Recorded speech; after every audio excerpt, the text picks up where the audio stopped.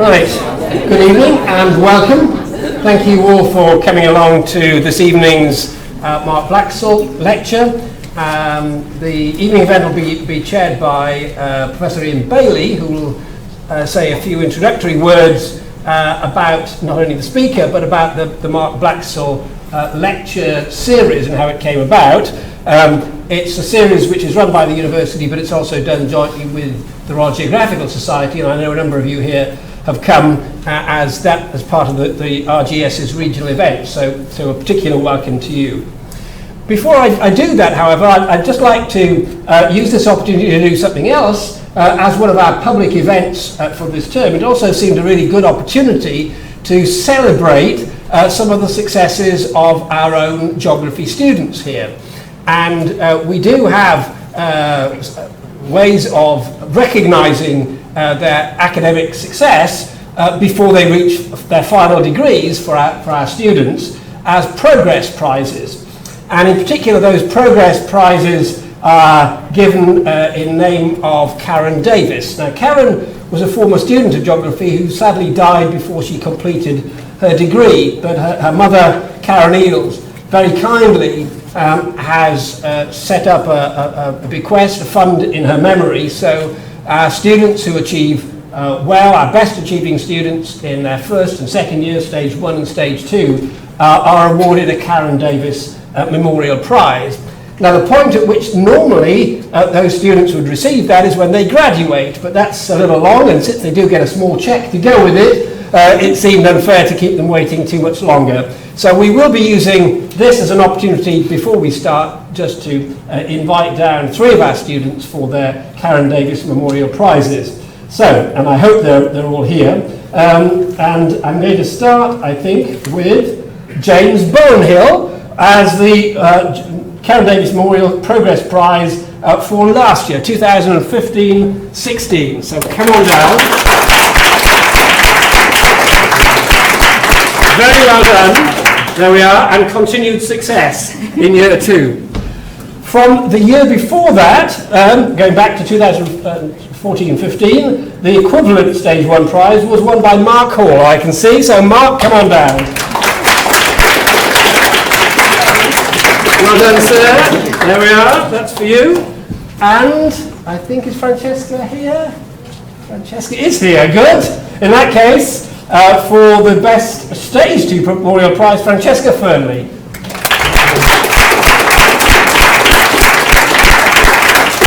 Lovely, well done. Francesca had to rearrange the schedule to be here, so well done. So well done to all those 3 and continued success. And with that, I shall pass the chair over to Ian Bailey. Thank you very much, Neil. And so it's the second support act of the evening before we actually get on to the main fair for tonight. And so a very warm welcome again to the latest in the School of Geography and Environmental Sciences, Mark Blacksell Lecture Series. And it's really lovely to see you here tonight. And in particular pleasure to welcome tonight's speaker, Professor Anna Davies, who's kindly made quite a substantial journey over from Trinity College in Dublin to help celebrate Mark's life and his work, and to share insights from her own research on the governance of environmental issues. Anna's talk is particularly fitting because amongst Mark's many and quite varied research interests was a sustained and often highly passionate and practical concern for conservation, planning in rural and wilderness landscapes, and about environmental governance issues more generally. But Mark was also actually my Director of Studies during the course of my PhD, and that experience really involved a great number of vibrant, insightful, and often no-nonsense discussions about how environmental issues are governed in various countries, the United Kingdom, Germany, and across the European Union. So a real contribution to that area, or to put it in a slightly less respectful way, or slightly more irreverent way, a great deal of what little I know about environmental governance issues I owe to Mark. But on to tonight's speaker, Anna. Just to give you a little flavour, many of you have already seen the flyers. Anna started her research career at Oxford Brookes University. Sorry? Cambridge. Oh, no, well, before moving on to Cambridge, was it, for your PhD? No, undergraduate was Cambridge. Oh, well, there you go. This is all taken, Davies. here's a confession time. Well, all I will say, Anna, is that I've been looking at your personal web pages over the course of the last 24 hours, and you may need to check some of that information. So, let's see if we can move on to firmer ground, shall we? So her research falls into the general field of environmental governance, but what distinguishes it as much as anything else is the diversity and depth of engagement with a range of these environmental governance issues, from environmental awareness through to waste management, biodiversity, climate change and sustainable development. And it's been a very profound engagement. So something like 16 major research projects that you've been involved with or led, spanning all those various fields. A current major project is called Share City, and it's funded by the European Research Council, and Anna's actually nodding at this point, so I'm doing rather better than I was earlier on in proceedings, examining practices, governance and impacts of city-based food-sharing economies from 7 cities around the world, all the way from the USA via Brazil and Germany through to Australia. And in terms of leadership, the list goes on and on of Anna's various leadership capacities, advising the Irish government, but culminating, I won't go through the whole litany for you, but culminating in 2013 in the Geographical Society of Ireland Award for Services to Society, Community and Environment. And in 2015, Anna was awarded a personal chair at Trinity College in Geography, Environment and Society. Now you'll see from the slide that the theme of Anna's talk is common ground, geography and everyday environments. And I'll leave Anna to elaborate all the detail behind all of that. And I'm sure this is maybe not be quite what Anna's going to be talking about in a few moments' time, but it does strike me that in a world that seems to be hell-bent on polarisation at the present point in time, that the idea of exploring and creating common grounds is an inherently and massively appealing and worthwhile endeavour. So without further delays, I'd just like to say thank you again, Anna, for joining us this evening, and Professor Anna Davies. Thank you, Ian, and thanks for that introduction. I'm delighted to be here. I'm just going to open up my presentation. Delighted to be here, and I'm really pleased that it actually resonates with some of the issues that Mark Blacksell was interested in himself. So I'm delighted to be here and very honoured to speak as part of that series. I'm also pleased to be able to talk in front of my family, which is a rare pleasure. My brother, sister-in-law, and my 2 nieces are here. They live locally, and so I don't think I've ever lectured to them, but you're very welcome. And I understand that my brother taught some of the people here in school geography. My brother's a geography teacher in the region, so it's very, very nice to be here. And under the title of Common Ground, I'm going to talk about 2 persistent themes in my research for the past 20 years. The importance of everyday places and practices in shaping us and the world around us, but also the importance of working together, particularly to meet these sustainability goals. We have now the 2030 Sustainable Development Goals set by the United Nations, and in order to achieve those, it's imperative that we find common ground, both physically and metaphorically. So my central argument today is going to be that we treat common ground as unimportant or unproblematic at our peril, and that geography has a central role to play in both understanding common ground and in helping to build common ground to meet sustainable development goals moving forward. What do I mean by common ground exactly? I often think it's useful to start with dictionary definitions. I think it was Dennis Potter who once said the problem with words is you don't know whose mouths they've been in. And I think it's worth to start looking at some of these issues. And I think this does encapsulate really how I'm going to approach this lecture around common ground. So initially we have common, often seen as kind of denigrating in some way, low class, usual or shared, a kind of attribute.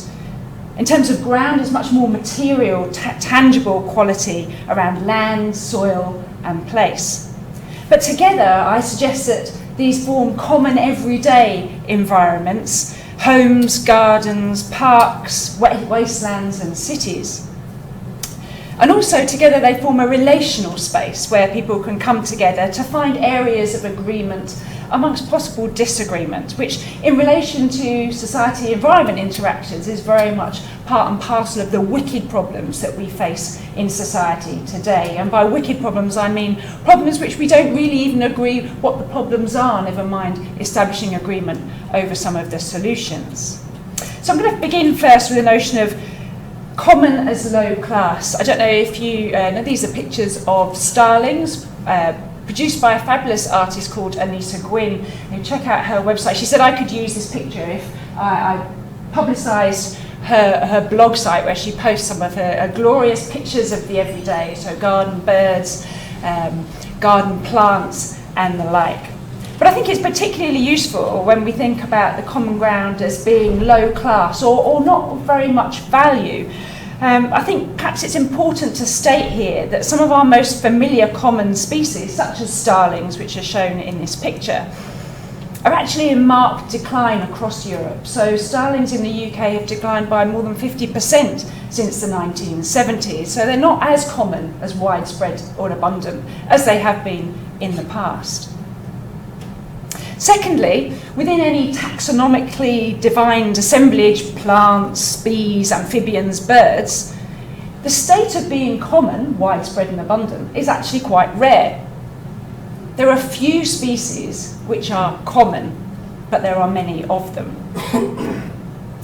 There's also the case to suggest from research that common species, those are which are abundant and widespread, contribute significantly to the state of the ecosystem goods and services that provide us with everything that we eat, many of the materials that we use around us.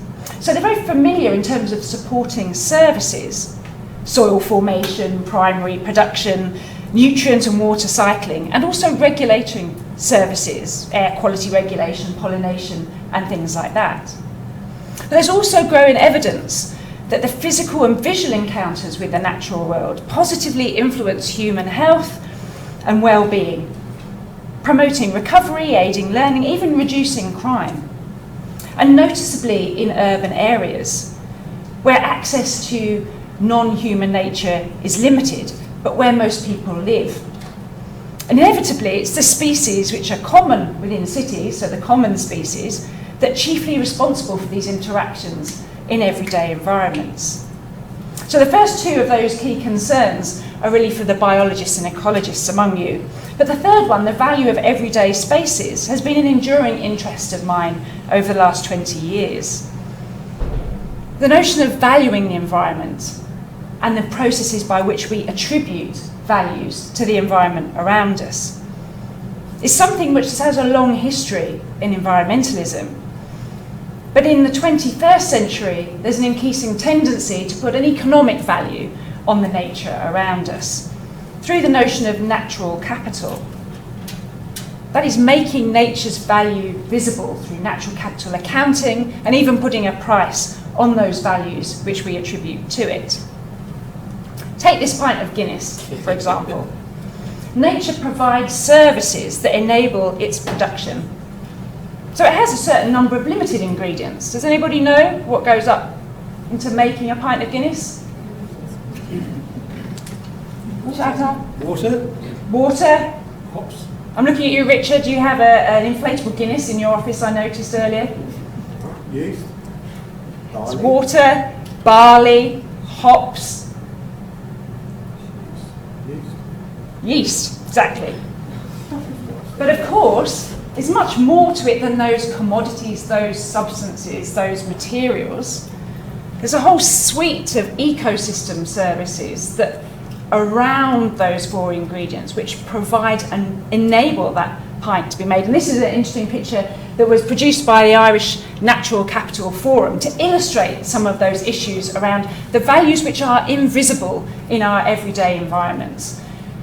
So here it's saying we have to take account of the rain that falls on the bogs in Ireland, which purify the water mechanically, chemically and biologically. The water flows through the rocks deep underground, picking up unique water chemistry into the rivers where it's extracted and processed to make beer to give that very distinctive flavour. Biodiversity, like the Research and Development Department for Nature, produces the genetic variety in terms of the hops to give it that particular flavour as well, and species diversity in relation to strains of yeast. Wetlands and woodlands provide the environment through which the barley can grow through its climate regulatory activities. So it's been suggested by the Irish Natural Capital Forum that actually the natural capital services create more than 2.6 billion euro to the economy every year. But what's particularly interesting for me as a geographer is the notion of scale within this. And I think these two slides are interesting from that regard. So this is the World Forum on Natural Capital, produced in 2003, and it's reframing some of those ideas. So seeing the trees for the wood rather than seeing the wood for the trees. And the problem, they say, is that when we start by focusing on wood, we look at the timber and we look at the wood fuel or employment, and we come up with what it's valuable, what wood is worth. But actually, what we're missing are all those broader categories and qualities which we get from trees as a more of an ecosystem service. And if we look at that, then we see that the monetary value is much larger. So the argument is here, you can't see some of these services, we need to put a price on it, therefore we will be able to... Is that a fire alarm? Sorry. Yeah, sorry, I have to leave.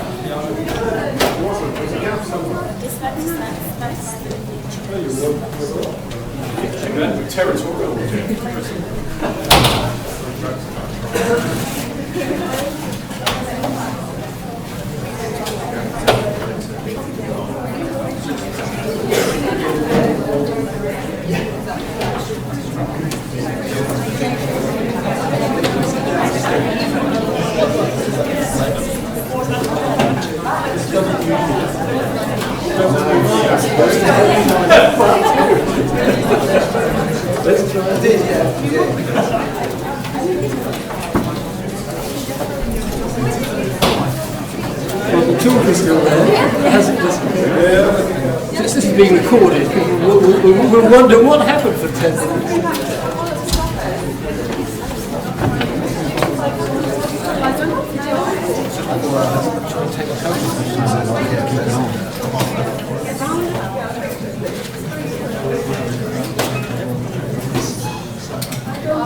Okay, everyone ready? Apparently this is being recorded, so there'll be a kind of a gap in the middle. But I was always told in terms of lectures that people generally have an attention span of 10 minutes. Now that may even be less now because of mobile phones and how that's affecting our attention. But apparently after 10 minutes you're supposed to get people to stand up and do some stretching and everything. So hopefully we had a bit of fresh air and we can get back into it. So I was just talking about how geography has been really important in assisting in reframing some environmental challenges, particularly around valuing common ground or everyday landscapes. But there's been some problems, or there are some challenges of using a kind of very economistic framing for valuing the environment. It captures certain things for sure in terms of making tangible qualities such as pollination, and I think that that's really important. But reducing environments to a particularly monetary value to be traded for money has problems in terms of capturing those intangible qualities or those senses, those kind of very visceral or emotional reactions that you get in terms of being surrounded by non-human nature. And so this is the kind of concept that we need to go beyond economic value and economic valuations of common ground in order to really establish the difference it makes to people's everyday lives. As William Bruce Cameron noted back in the 1960s, a sociologist, not everything that can be counted counts, and not everything that counts can be counted. And I think this diagram here, which is taken from the Living Planet Index, which only was published for 2016 in the last month, that there are a whole bunch of ecosystem services which are perhaps more cultural information around spiritual, religious values, aesthetic values, recreation, ecotourism, mental and physical well-being, which are simply very, very difficult to capture in terms of monetary valuation. And here's a quote which is taken from my PhD research back in the 1990s from an organisation called Common Ground, which was established in 1986 as a kind of arts environmental charity. And I was interviewing them in relation to this notion of what does the environment mean to you? What is the value for everyday environments? And I think this quote really sums up some of the difficulties of trying to put a monetary value on all of those things that we value in the environment around us. So they said it's all about the very ordinary things that make everyday life worth living, things which cross over between nature and history. But the intangibles have been ever more marginalised by professionals of all kinds, not because they're soft, which is what the media often call them, but because they're actually very hard to articulate, very hard to capture, and that's the paradox of all this. Their elusiveness is part of their importance. But what Common Ground have attempted to do is find ways to reconnect populations with their environments. It was staggering. I came across a statistic that indicated, and it was based in the United States, that in common society people spend 90% of their life indoors. And this has changed from 90% outdoors only a few hundred years ago. And that's a dramatic change. We're effectively caging ourselves like zoo animals. And I think the importance of reconnecting to outside non-human nature is incredibly important for psychological well-being. And this is what Common Ground have been trying to do through very action-oriented, very visual-driven initiatives. And here are just a few slides which illustrate some of those activities that they do. The top two are related to a project around local distinctiveness and particularly around parish mapping, where they use a participatory approach to build with communities collective ideas and visions around what's important to them in their local area. And this, of course, was framed in the 1990s very much around Local Agenda 21, which had similar kinds of drives both for participation, getting people involved, but also around trying to find ways for getting people to articulate things which are important to them. I often put it as this other initiative called Seasonal Schools seeks experiential learning, and by that I mean going out into the field. And as geographers and as geography teachers, this is something that we hold very dear. Increasingly threatened through things such as insurance and liability and concerns and finance and funding for field trips, but field work, even if it is literally in the field outside the building, is incredibly important to how we experience the world around us. And I put in this final slide around Exeter Tree Tales just because of the proximate nature of Exeter to Plymouth and the idea that the Common Ground has these initiatives in the local area around trying to identify the importance of trees for local communities, mapping with them the history, the livelihoods, the life stories and biographies of these natural species, but which contribute to people's sense of place. But the problem is, it's one thing identifying what's valuable, it's another thing for that to be incorporated or considered in decision making. And we have this formal process in Ireland and also in the UK around land use planning, and there are very formal strictures around how we might participate. This has long been an issue and concern for many, either that it takes too long or it doesn't protect the things that we value. I thought it was very interesting. This is an extract from Hitchhiker's Guide to the Galaxy. I don't know if anybody's read it here, but if you haven't, I would highly recommend it. I think a film has come out recently, but of course originally it was a radio play. Now, part of the central storyline at the beginning of Hitchhiker's Guide to the Galaxy is the Earth is going to be blown up to make way for an intergalactic superhighway. And this has been tasked by the Vogons to come in, who are the bureaucratic class, if you like, of the international space environment. And they're coming in to talk to a lot of these issues around planning and around what we might do. So here we have Jeltz, through the speakers, talking to the people of Earth, and then suggesting, well, there's no point in being surprised about it. The plans and demolition orders have been on display at your local planning office in Alpha Centauri for 50 of your Earth years. So you've had plenty of time to lodge formal complaints. What do you mean you've never been to Alpha Centauri? For heaven's sake, mankind, it's only 4 light years away, you know. I'm sorry, but if you can't be bothered to take an interest in local affairs, that's your own lookout. Apathetic bloody planet, I have no sympathy for you at all. Of course, this satirical framing around place, around planning, around the use of technology is still very relevant today. It's often felt that because people don't participate in formal planning, they don't care about it. But often the planning environment is often very adversarial. It admits certain types of values, particularly those which are tangible, particularly those which are quantifiable. These kinds of soft or very hard values, as Common Ground will talk about, the intangible qualities, are very, very difficult to incorporate in formal planning processes.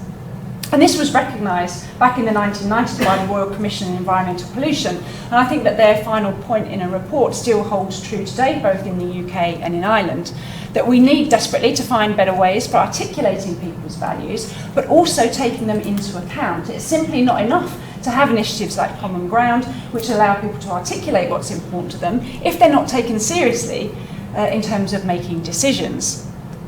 So, in terms of some research I've been doing more recently, we've been looking at ways in which we can actively involve people in their everyday environments. And this project, Consensus about Consumption, Environment and Sustainability, was particularly focused on the household, an everyday site of consumption. In fact, households contribute more than 60% of greenhouse gas emissions globally. They're sites of intense consumption, and some of these things in relation to unsustainable consumption.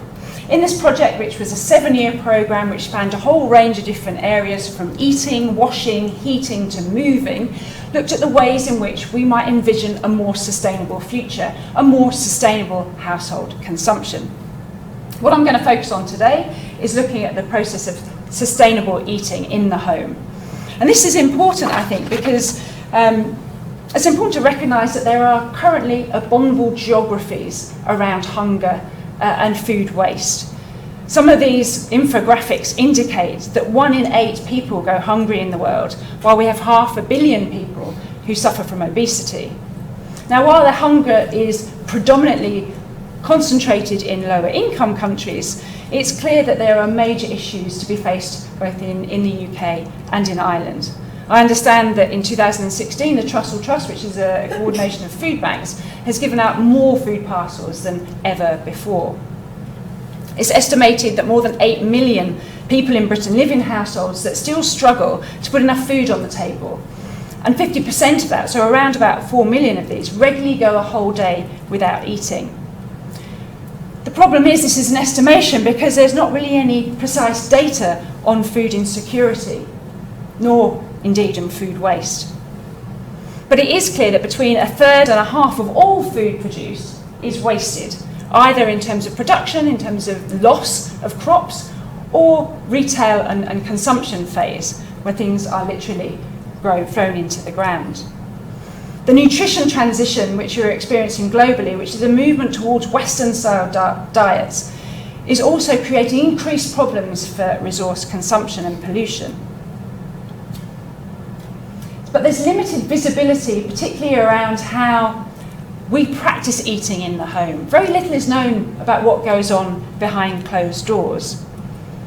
And often our practices, what we do around eating, are locked into infrastructures, to the way our kitchens are designed, to the way we do our shopping, and to the way that we deal around eating together or not. What we tried to do in Consensus was to open that door, to go into people's homes and try and understand, one, what they would like to do from a sustainability perspective, what would make their ideal sustainable eating scenario, but also to try and work with them to try and work out ways of making their diets and the way that they eat more sustainable in the future. And this was called a participatory backcasting approach. And this diagram across the top indicates the various stages that we went through. As I say, bear in mind it was a 7-year programme. We went from a co-creation perspective, which was basically getting people together, multiple stakeholders from retailers, designers, public policy makers, scientists, futurists, which I didn't know existed, but there are a whole bunch of people who spend their time thinking about the future, and getting them to come together to co-create visions or scenarios of more sustainable eating practices. And we took the year 2050 as our point. The idea that taking a point far enough away in the distance to liberate you from the constraints of the present, but allowing some kind of link to that period, if not you directly, then to your children, a time frame through it which we can at least sense its proximity. So some of these pictures indicate exactly what we were trying to do, getting people to come together and visualise things.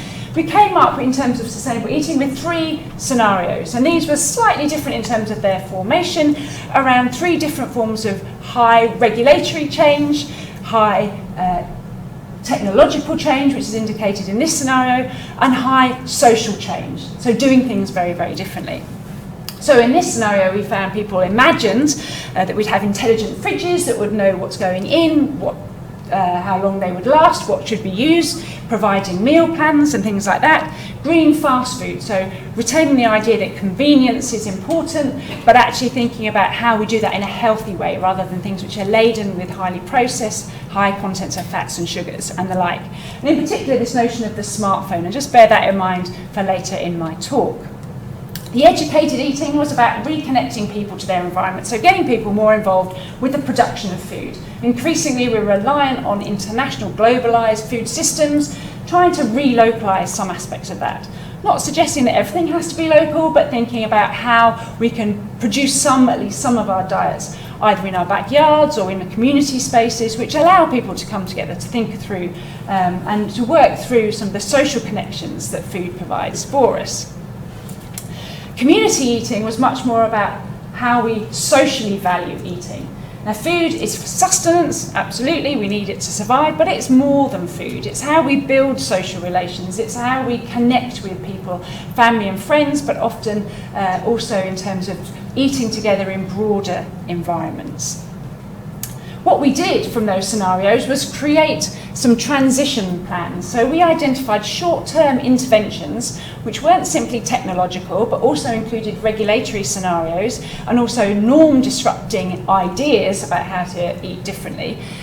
Things which were prototypical, ideas which were close to market or niche products and ideas. And we worked very closely with a number of households to try and see, with our help, we provided all of those devices, all of those ideas, all of those frames, to see what difference it would make to the way that they eat it, and also to get their feedback around how they felt about doing things differently, which things were difficult given their lifestyles, which things were most challenging in terms of redirecting their eating patterns onto more sustainable pathways.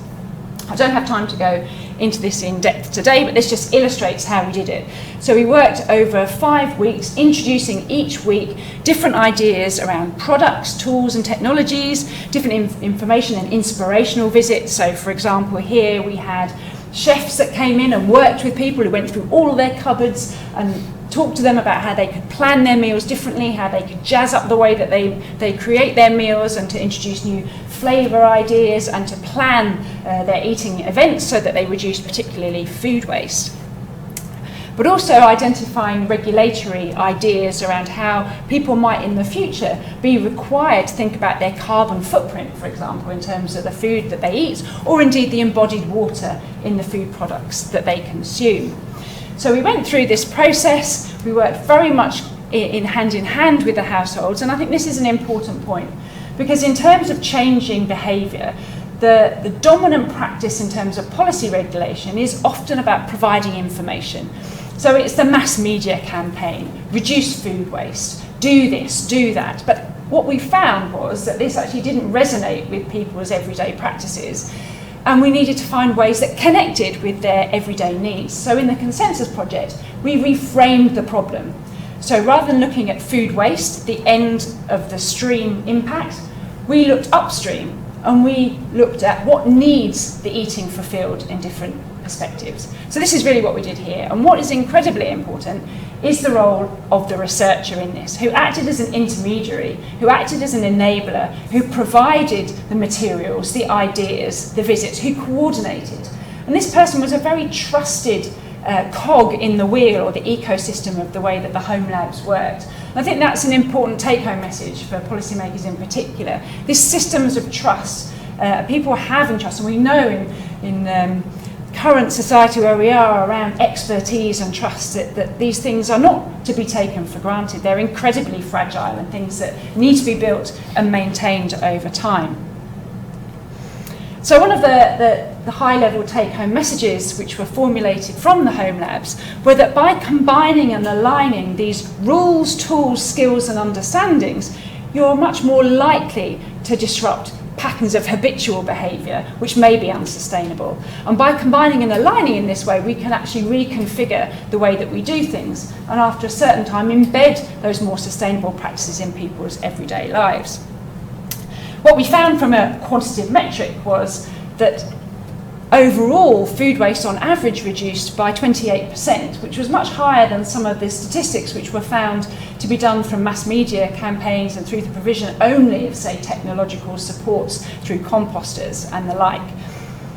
The remaining food waste in the experiment was 100% composted, but it wasn't without its challenges. For example, we used a prototypical electronic composter, which was predominantly designed for apartment dwelling, which was people who weren't able to have a compost heap in their back garden, for example.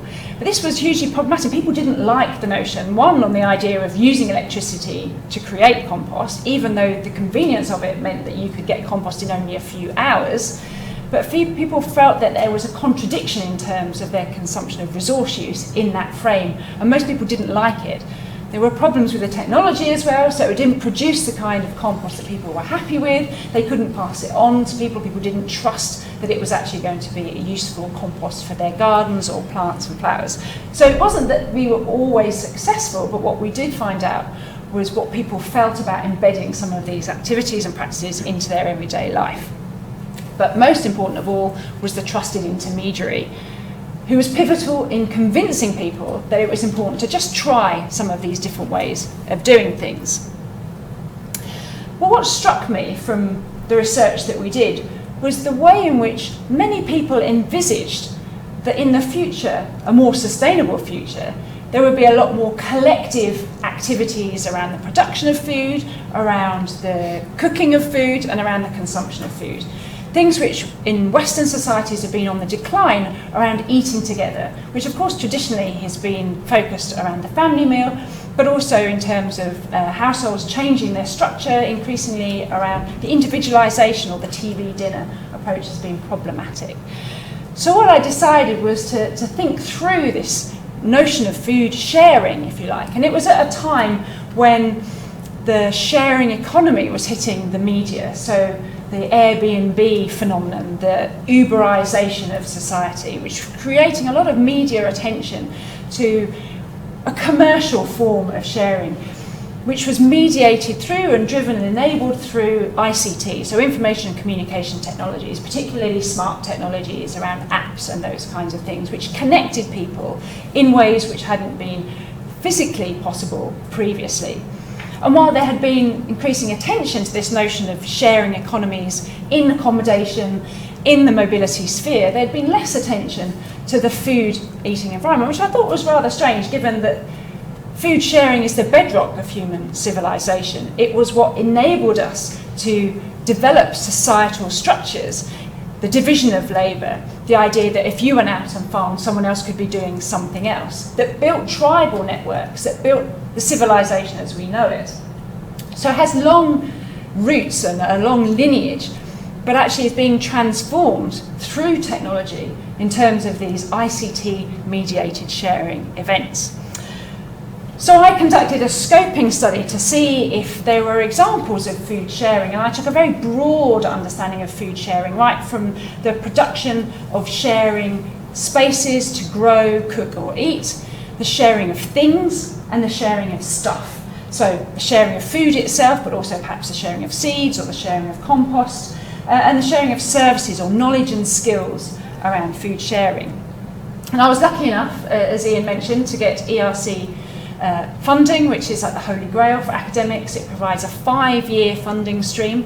It allows you to build a team, so it allows you to attempt projects of scale over a long period of time, which it means that you can really address what are called sort of high risk, potentially high gain issues, or blue skies research. So things which are kind of not necessarily directly relevant to an impending problem, although I would argue that scarcity is, but things which enable people to go out into the unknown, if you like. And nobody had studied food sharing in this way previously. Nobody had looked beyond individual case studies of interesting examples to see if there was a more coherent landscape around food sharing, and to also question and interrogate whether some of the assumptions that this was more sustainable, that it is more sustainable to share food, were actually true. So to try and put some evidence behind some of the claims which are being made around social, economic and environmental benefits of food sharing.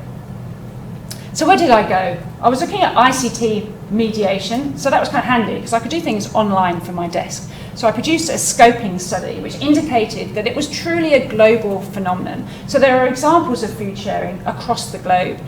And this was enough for me to get some confidence, okay, we're going to go to the funders here and see if they would be interested in looking at some of these issues. What I found was that with the help of my team, we found more than 4,000 of these food sharing enterprises across 100 cities around the globe, across 6 continents. Now there is an interactive open access database that you can find from our website, which is sharecity.ie. And you can go in there and you can search by the cities, the 100 cities that we have, by what is shared. We have a whole bunch of icons which indicate we've dissected and collected food sharing, whether it's seeds, fruit stuff, meals, skills, etc. And you can also look at how it's shared. So the different models of sharing. Some of that is related to gifting, so when food is given for free, or where skills and information are given for free, or land is given for free to grow food. But it also can be bartering or swapping. So you give something, someone gives something back to you. We also incorporated the not-for-profit social enterprise model and the commercial or for-profit or for monetary exchange aspect of food sharing. This was particularly interesting because what we found was that while unsurprisingly where internet penetration is at its highest, we found most ICT-mediated activity, but that even places like Doha, even places like Porto Alegre in Brazil, these are places when Dakar, for example, they all have examples of ICT-mediated food sharing, where technology is used to connect people, to stretch the spaces over which food sharing can take place. So this was clearly a global phenomenon, if only at a kind of small scale. We searched using 23 languages to try and establish whether we were getting all the information about these activities. But what I'm going to talk to you today about is not the detail of that database, but to take out a particular case study to illustrate some of the issues that we're looking at. So these are the kind of high-level findings from the database. What you can see is that knowledge and skills are the highest proportion of things which are shared around food, particularly around cooking and growing. But what's important to remember is that these food sharing enterprises are multifunctional, which means they often do more than one thing. And they're hybrid, so they will look at knowledge and skills, but they will also share stuff. They might share spaces, but they will also share technologies. So it's not just one thing, they're hybrid organisations which use diverse economic frames and models. It's part of a whole body of research called diverse economies, which suggests that we should look at the multiple ways in which we function as a society, not just those which are for-profit or commercial or private sector. What you can see here is that gifting, so the giving of food for free, is still the largest activity, but followed by selling, so followed by the commercial aspects of food sharing. This is where you might wish to sell food that you have leftovers, for example, like cookisto, where you might bake a whole tray of lasagna, for example, you have a couple of portions left. You can go on an app and someone can say, I've got 2 portions of lasagna going for €5, come round here to my place and you can pick them up. That kind of activity. What we can see is the majority of the ICT engagement is around websites, and this indicates the increasing accessibility of some of these ICT or technological devices. The app approach, which is the most highly technological, is unsurprisingly at the lower end of the incidences here, because simply a lot of these organisations are grassroots. So they're enterprises which are from the bottom up. They're not large-scale organisations, they're micro-enterprises.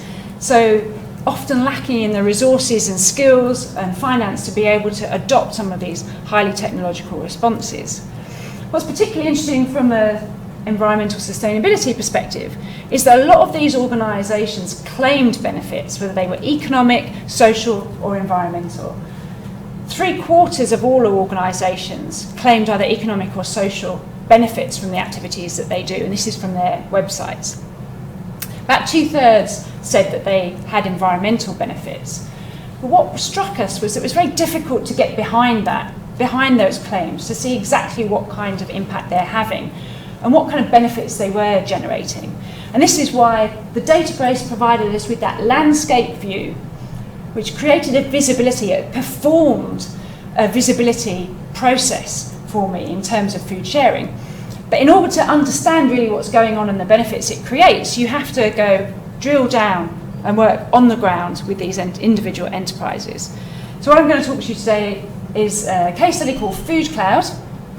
So I put in Dublin in the case study, pulled out food and looked at gifting and identified 11 enterprises in Dublin that use those particular models to exchange food. And Food Cloud down the bottom here is a social enterprise. I know it very well because it was a start-up organisation from Trinity College Dublin. So I had a master's student who was working with me to get masters on environmental science, and she was very interested in this area of food waste, and particularly surplus food redistribution. And what was clear from a feasibility study that she conducted for her dissertation in environmental science, was that there was a lack of infrastructure in Ireland to provide a national framework for redistributing surplus food. And her idea was to create that platform using an app, so using technology. And she hooked up with a business studies student, two business studies students, initially to set up this startup company called Food Cloud in 2012. They worked with a whole bunch of local retailers, with local charities to test their idea, to conduct a kind of proof of concept notion of whether there was a demand out there for redistributing surplus food.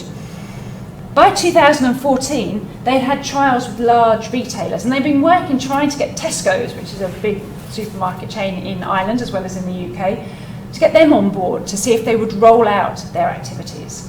After more than 6 months of negotiations, I think helped by the fact that at that time Tesco was having quite considerable bad press around its practices in terms of accounting, in terms of its profit forecasts and the like, they felt that they needed some good news story. So they worked with Food Cloud to roll out this process of redistributing surplus food across 146 shops within Tesco stores within Ireland.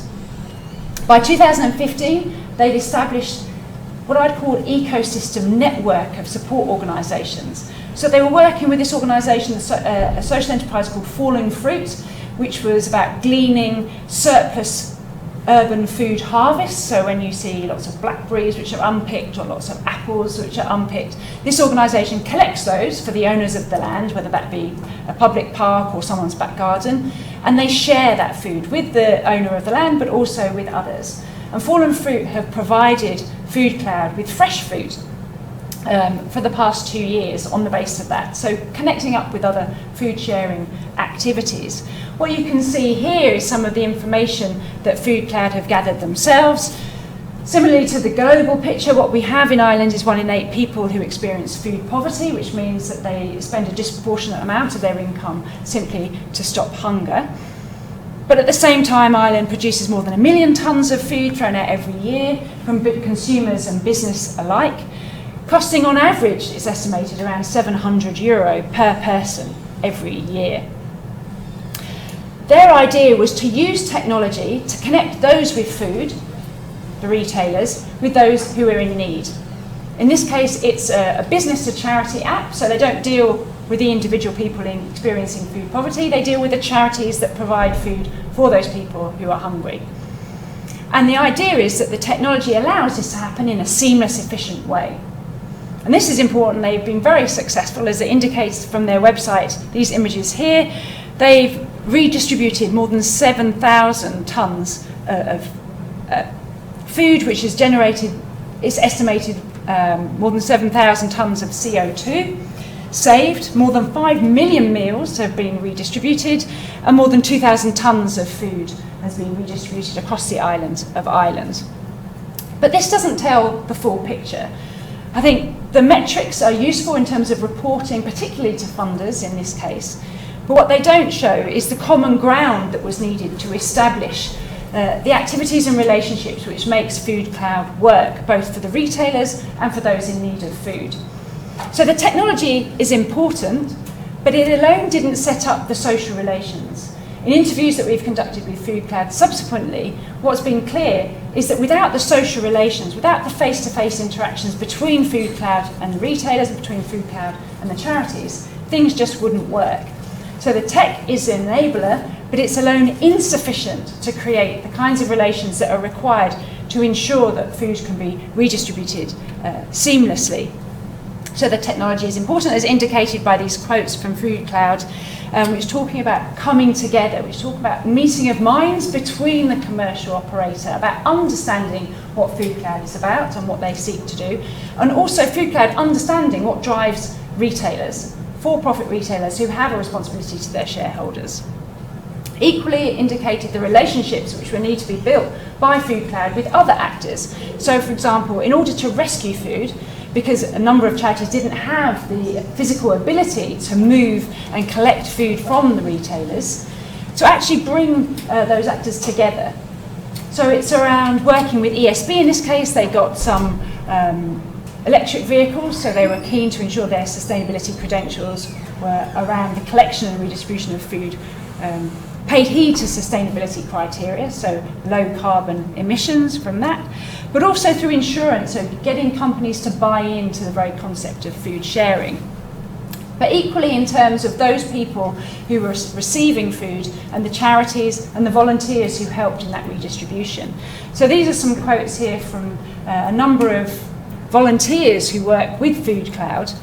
Here we have a housing association, a charity that says that the Food Cloud and Tesco initiative has made a difference to the residents in many ways. So the food brings women who live with us together, so it brings the people who are working in this housing association together.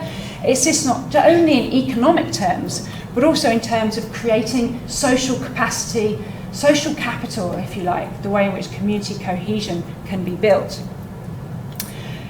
The Bellina St Vincent de Paul charity here talks about how the process has built skills into the idea of helping people understand what it takes to grow food and to consume surplus food in this way, but also in terms of the very emotional experiences that volunteers get through interacting with people in need of food and how moving and driving that can be. And going back to my earlier example around the importance of common ground or non-human nature, this quote from a Food Cloud volunteer at the bottom kind of indicates how people feel that this psychological well-being shouldn't be underestimated in terms of being involved in these kinds of initiatives. So being part of something that's bigger than you, having a connection with what it is to be human. And I understood that while Plymouth doesn't feature in the Scarcity 100 database, there are examples in the vicinity where this kind of food sharing is taking place. And I noticed just in the cafe in the Students' Union here, the Plymouth Food Bank is collecting for food in that site. But what's interesting here is also the Tamar Grow Share Cook initiative, which is again working with people on lower incomes to provide healthy eating and cookery skills for people, to enable people to address issues around food poverty and accessibility of fresh food through growing, sharing and cooking. But I think it's important to recognise that it's not simply, food sharing isn't simply for those in dire need, it's not simply for those on low incomes. There's a whole way in which other aspects of food sharing, whether it's foraging, whether it's gleaning, whether it's about coming together to share meal experiences, whether it's through integration around migrants coming, refugees in local places, what we've seen. I've got researchers out in the field currently in Melbourne, in London, in Athens, where they're looking at these kinds of activities where it's an attempt to build community relations between distant strangers in particular locations. So there's much to be done here, and much of my examples have been focused on the local, the backyard, the household. But the issues of common ground have much broader implications. So there's a multi-scalar attention to the notion of creating common ground. And the Common Ground Initiative was launched by Ban Ki-moon in this summer in 2016. And his argument was that we are stronger together. And this initiative was a landmark of its kind. So it was the bringing together of the 6 major advertising and communications marketing organisations who committed themselves to the achievement of the Sustainable Development Goals, which is effectively the post-2015 development agenda, which is trying to set up to meet targets for 2030, and there's a whole bunch of targets around these Sustainable Development Goals. But this initiative was to get together multinational corporations who traditionally would be in competition to come together to work in unity around addressing a particular sustainable development goal. And the argument here from this quote from Ban Ki-moon says, today the communications industry has taken a historic first of its kind step to beat poverty, injustice and inequality. They're coming together to say what was an impossible task. Differences aside, in support of a joint, unique and exciting initiative to advance the Sustainable Development Goals, an example and a challenge to all of us to find our own common ground for the common good. Now, there are multiple issues with this. We don't really know what's going on. Some of the money was put up was for an advertising campaign, which is kind of indicated here. My concerns with that relate to the concerns I mentioned briefly earlier around the efficacy of providing information about these mass media campaigns, about what difference that actually makes. Now clearly you could say advertising and communication is important. It affects what we buy on a daily basis around consumption. But there are many more and more intractable tasks to be felt at a global scale in terms of reducing unsustainable consumption. And I think that those things need to be borne in mind. And I will look with great interest to see what actually emerges from this Common Ground initiative held at that kind of global scale. But finally, in terms of the importance of geography, I think what's clear and what runs through all of my examples that I've mentioned this evening is that geographers are uniquely placed to be able to bring together different ideas, to be outward facing to multiple disciplines which are needed in order to address some of the most intractable sustainability goals. So it's incredibly important that geographers who are both literate and numerate, so they have skills which can speak to natural sciences and social sciences, to the humanities and to engineering, are there as a kind of bridging glue to assist in bridging the silos of specialist information, which is absolutely necessary, but interdisciplinary silos will not address the meta-societal challenges around everyday practices, around everyday environments. And so geographers, I think, are uniquely placed relative to any other discipline to be able to play that function in a transdisciplinary role, which we are looking forward to in the future. And I just want to end with this quote from a book which is also called Common Ground, which came out last year. It's a fabulous book set, it's kind of a fictional autobiography, I think, but it's about someone who grew up in the 1980s in a kind of edgeland, which, similar to myself, grew up in Essex, in an area which had been the site of much extractive industry around mining during the 19th and 20th centuries, which had effectively become a kind of wasteland, an urban fringe, a kind of no man's land. And how that value through nature recolonising these kind of urban rural fringes was incredibly important to him, and also I felt it was a useful and an apposite way to end this lecture. He says the enmeshed borders where human and nature collide are microcosms of our world at large, an extraordinary, exquisite world that's growing closer to the edge every day. These spaces reassert a vital truth. Nature isn't just some remote mountainous protected park, it's all around us, it's in us, it is us. Thank you.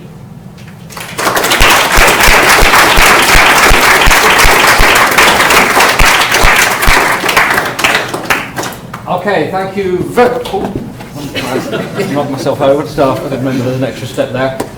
Thank you very much indeed, Anna, for some really thought-provoking ideas around one of the most important themes about thinking about sustainable living and sustainable societies, and for bearing with us during the course of our minor interruption. This is the point where we normally say, well, we've got lots of time for questions. Well, because maybe a little bit truncated on that compared with what we normally are, but I wouldn't want to deny the opportunity for people to ask Anna any questions they may have about this particular talk or about the wider research. So any questions from the audience, please? Jeff? Yeah, thanks a lot, Anna, for an excellent talk. Could you just go back to your map of the 100 cities and the Share Cities project? Yeah.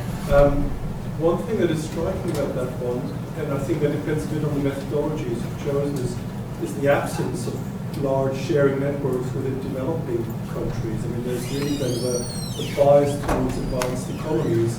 I mean, I guess this is linked to the issue that you use largely internet to find information. But of course, one key argument that could be made is that the most sharing economies and societies and communities in the world, traditionally at least, have been developing countries where food sharing is an important part of survival in these communities. But of course, it's informal, so it's not as formalized as the project is kind of focusing on. So, I mean, is what you're doing in this project and others actually about the rediscovery of these, lost food connections in this case? Yeah, absolutely. I mean, I think that the whole project is focused entirely on ICT-mediated food sharing, precisely, as you mentioned, because the notion of technology is allowing people to revisit notions of sharing in new ways, across new spaces, across new scales. So that's what I'm particularly interested in. And as a result, the Sharing Cities network, which is a global network, is predominantly from the global north because of that ICT dimension to it. But you're absolutely right. Historically, it's been very much studied by anthropologists around what sharing means and what food sharing means, particularly evolutionary biologists in terms of species, non-human species.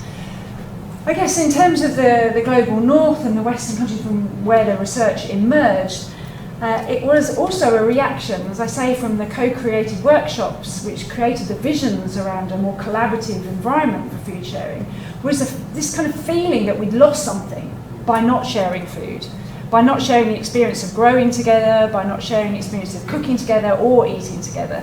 So like you say, like finding again ways in which we can build communities, the atomization of eating moments through the TV dinner or through the kind of eating on the run meant that in certain societies, not all, because particularly within Europe, say for example, Italy and France still maintain a very strong tradition of the family meal.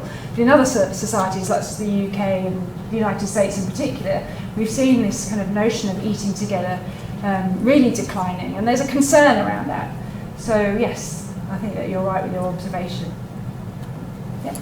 Yes. Does building design play into that? Because if you look at modern developments, you find no space for a dining room table, for instance. So how would families celebrate eating together? We're lucky we do. But how do families compensate when they don't have that space? Yeah, no, that's the problem. But then, of course, what people were envisaging was that actually there'd be more communal dining, that particularly around high-density urban living, because the focus on cities here, of course, we know that already more than 50% of the world's population live in cities, and that's predicted to increase to 80% by 2050. So in that case, people were imagining much more intensive high-rise living, where there would be much more opportunities around the communal sites. Now, how we get from where we are now to there is a very intractable question. I mean, I know I lived myself in an apartment for many years, and all the communal places were shut down because of antisocial behaviour. So we couldn't even, there was a space for even a tennis court, which was completely derelict because people were climbing in and they couldn't get insurance to cover the public liability and stuff like that. So I mean, it's not that it's easy to do, but there seemed to be this kind of latent interest in doing it. But a lot of people, what we said when we worked with organisations like Procter & Gamble and Marks & Spencer when we were doing the Consensus Home Labs, and what they said to us as multinational corporations was that in surveys, everybody says they want more sustainable food and more sustainable products, but when we make them and put them on the shelves, people don't buy them. So they're like, how do we deal with this? How do we get to sell more sustainable stuff? Was their question to us. And I think, that goes back to the notion of providing the infrastructures around that. There needs to be new social ways of looking at things, but also the infrastructures, technologies, and regulation, which help support those kinds of activities. Yes. On the matter of evaluating intangibles, and come to the earlier part, talking about the earlier part of your lecture, things like trees, open space, that kind of thing. Do planners have some means of scoring which they can apply, and is it a system that is used? So you can judge open space values against road development, that kind of thing. Yeah. I have to say that I'm not entirely familiar with the state of the art in British planning currently. My PhD was looking at environmental values and the planning system in the UK. That was back in the 1990s, so things have probably changed quite a bit. What was clear from that research was that there's professional judgment by planners. So there's expert, either landscape architects who have some notion of different landscape characteristics and values. We also know that there are systems of listing, particularly historic or heritage forms, and there are designations. So they tend to use these kind of professional judgment ideas. Very difficult to get these kind of community environmental values to be incorporated unless there's a kind of collective approach. I think this was Common Ground's perspective, was the idea is that you build a groundswell of support, because one individual is saying, hang on, that's parked where I walk my dog and it's really important to me. It doesn't really cut much sway, particularly in the face of these professional interests. But if you have a large number of people coming together, and articulating an agreed kind of vision or stating values for a particular area being important from a community value, then that is more likely to sway or be taken into account. But there's absolutely no kind of quantification of those kinds of qualities. It's more based on notions of expert judgment, I believe. It's probably still the case. I've had quite a lot of dealings with the British planning system over the course of the last couple of years with another kind of quite personal project, and I can vouch fairly safely that the idea of professional judgment, and in many cases deciding on behalf of local communities what is valued relative to what is valued by central government or local government, is still kind of the predominant way of doing things. There's a lot of issues. There's a kind of a minority of factors which are seen to be quantifiable in those sorts of more productive type of ways. But most of it comes down to, and often an individual judgment, not necessarily a collective judgment by a team of people involved in planning, but actually ultimately a single decision point. And I think that there are different stages where it's easier to involve more of a collective vision, which is around kind of forward planning stage, so development plans rather than development controls. So reading a quote from Hitchhiker's Guide to the Galaxy, was very much on the development control end, where it is in that case of a development is being proposed, which people then complain about or react to. And I think in the development forward planning space, you can be much more visionary, much more positive, and more likely to get people involved in that process. But there has to be this notion of outreach. And people don't feel comfortable generally if they don't have familiarity with the planning system. Or I don't know, that's not for me, I can't say anything, what will they do? I don't have anything to say. But if you provide environments where they feel comfortable to articulate their kind of concerns, which is what Common Ground is trying to do through the Parish Maps project, through local distinctiveness and these other activities, then I think people are basically being asked, well, what's important to you? And everyone knows that, even if they're not usually asked it. Time for one or two more questions before we adjourn to the wine section. Come on, let's go get a drink. Because I'm going to ask a question if nobody else does.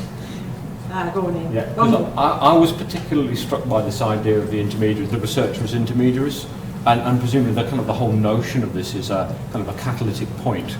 And then it becomes spontaneous through the technologies, through the development and all those sort of things. I just wondered kind of how messages, or if there is actually any research which kind of looks at those kind of messages and ideas that are generated by the intermediaries to begin with, how when this process does become spontaneous, how those messages change, the emphases on what is seen as sustainable food or sustainable food practices change. And it kind of struck me there was also a bit of a parallel there with the whole idea of ecosystem services. It had an original concept there, and then of course it gets applied into lots of different contexts and gets interpreted by planners, by economists, by politicians, by business leaders, and so on and so forth. There's a huge amount of potential for what the idea of ecosystem services is and what it's trying to achieve, morphing, perhaps distorting. I mean, has your work so far been able to kind of trace those translation and modification processes at all? Well, I mean, this is the challenge, isn't it? With you get funded for projects which are delimited in time, even though the consensus project was a long time, the home labs were right at the end of that.